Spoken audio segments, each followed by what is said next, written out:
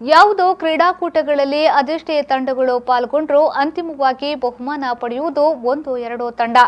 ಆದರೆ ಕ್ರೀಡೆ ಎಂಬುದು ಕೇವಲ ಬಹುಮಾನಕ್ಕಾಗಿ ಅಲ್ಲ, ಕ್ರೀಡೆಯಿಂದ ದೈಹಿಕ ಸಾಮರ್ಥ್ಯ ಸಹಿತ ಉತ್ತಮ ಸಮಾಜ ನಿರ್ಮಾಣ ಸಾಧ್ಯ ಎಂಬುದಾಗಿ ಉಡುಪಿ ಜಿಲ್ಲಾ ಪಂಚಾಯತ್ ಸದಸ್ಯೆ ಗೀತಾಂಜಲಿ ಸುವರ್ಣ ಹೇಳಿದರು.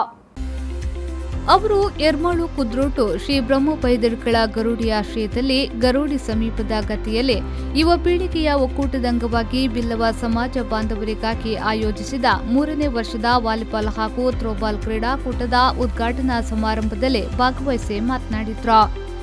ನಾನು ಈ ಮಾತನ್ನು ಯಾಕೆ ಹೇಳ್ತೇನೆ ಅಂತ ಹೇಳಿದ್ರೆ, ಬಹುಮಾನ ಕೇವಲ 1-2 ತಂಡಕ್ಕೆ ಸಿಗ್ತದೆ. ಆದ್ರೆ ಇದರ ಬಗ್ಗೆ ನಾವು ಆಲೋಚನೆ ಮಾಡಲೇಬಾರದು.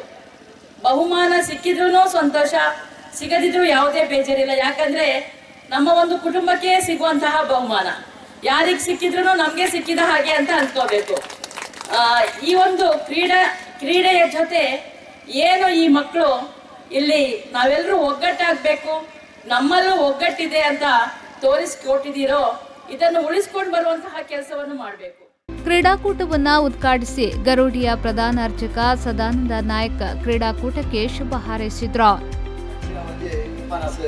ಪ್ರತಿಯೊಂದು ಬೆಳವಣಿಗೆ ಬರ್ಪಿನ ಯುವಕರಿಗೆ ಬರಬುಟ್ಟು ಮಾಡುದು ನಿಗಳ ಮಾತಾಡಲ ವಿನಂತಿ ಮಾಡ್ತವನು ಅಂಚೆಡೆ ಇದಿತ್ತ ಟ್ರೋಪಿಡ್ ಧಾರಾವತಿ ತರತ ಲೋಪದೋಷದ ಅಂತ ಮಾತೇರ್ಲ ಮೆಗ್ಗಿಯ ಪಲೆ ತಮ್ಮಲ್ಲಿ 60 ಮಂದಿನ ಆ ಭಾವನೆ ಒದಗಿ ಸಹಕಾರ ಕೊಟ್ಟು ಈ ಟ್ರೋಪಿನ 2 ರೀತಿ ನಡ್ಕೊಂಡು ಬಂದು ನಾನು ಬ್ರಹ್ಮ ವೈದ್ಯರ ವಿವಿಧ ಬಿಲ್ಲವ ಸಂಸ್ಥೆಗಳಿಂದ 18 ಯುವಕರ ವಾಲಿಬಾಲ್ ತಂಡ ಹಾಗೂ ಯುವತಿಯರ 8 ಥ್ರೋಬಾಲ್ ತಂಡಗಳು ಭಾಗವಹಿಸಿದ್ದವು.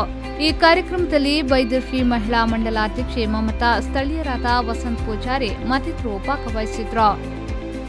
ಸುರೇಶ್ ಶರ್ಮಾಳ್, ವಿ4 ನ್ಯೂಸ್ 24/7 ಪಡುಬಿದ್ರೆ.